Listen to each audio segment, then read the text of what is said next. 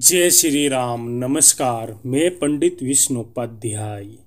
पितरों को जब आप भोग लगाते हैं तो उस समय पराई शक्ति उस भोग को ले लेती है।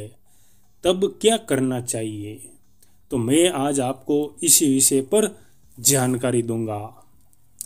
देखिए, जब आपके पितरों के अलावा कोई पराई शक्ति आपके घर में आ जाती है या फिर तंत्र के द्वारा आपके घर पर कोई शक्ति को छोड़ दिया जाता है, तो ऐसे में आप जब भी अपने पितरों के निर्मित भोग लगाएंगे, उनके निर्मित दीप करेंगे, उनके निर्मित दान करेंगे, तो ऐसे में पराई शक्ति उन सभी चीज़ों को लेना शुरू कर देती है।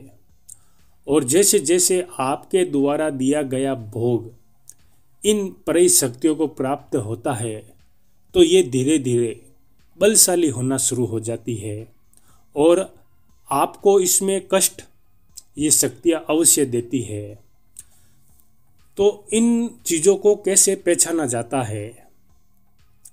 देखिए, जब आप अपने पितरों को भोग लगाते हैं तो उस समय अगर आपके घर में लड़ाई झगड़ा शुरू हो जाता है और ये चलता ही रहता है, आप इन चीज़ों को नहीं समझ पाते हैं कि ये हो क्या रहा है, तो ये एक प्रमुख लक्षण समझना चाहिए।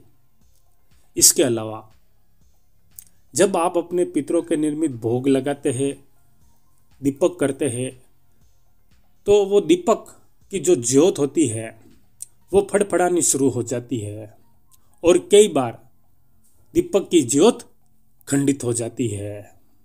तो ये भी एक लक्षण समझना चाहिए।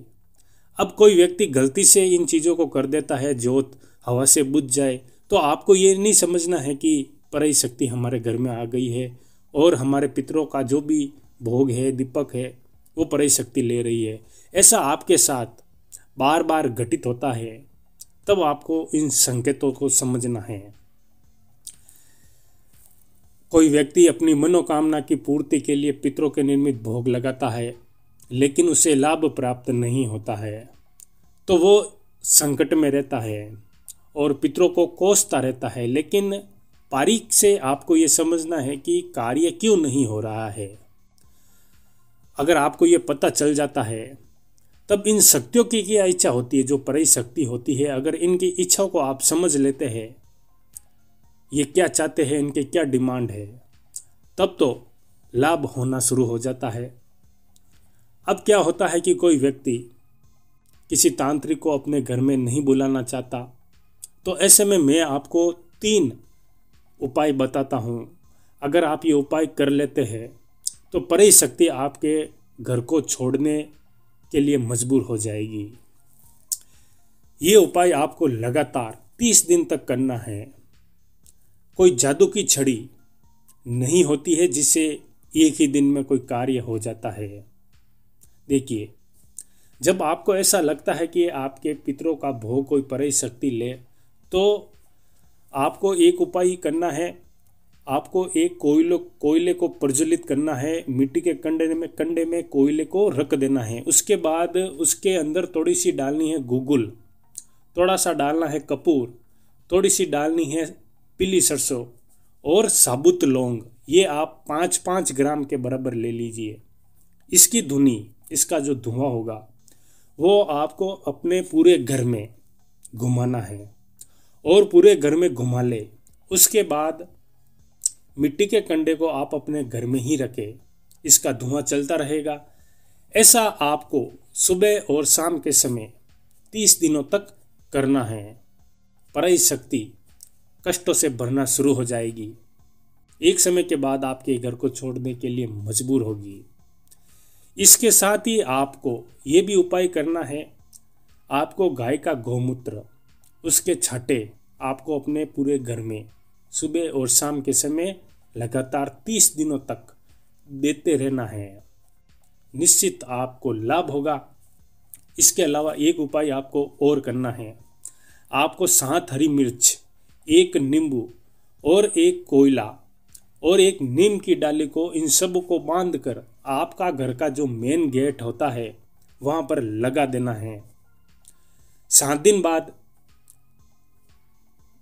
नींबू सूखने लगेगा, मिर्च सूख जाएगी और नीम की डाल भी सूखेगी, तो आपको वापस नए तरीके से इन चीज़ों को लगा देना है। इससे नज़रदोष, पराई शक्ति ये आपके घर में आने से बचे रहेंगे।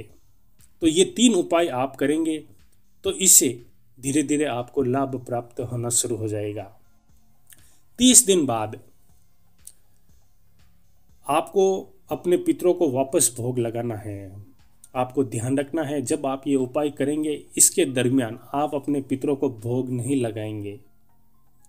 भोग लगाएंगे तो पराई शक्ति इन चीज़ों को लेती रहती है और वो बलशाली होती रहती है, तो उपाय अपना प्रभाव नहीं दिखा पाते हैं।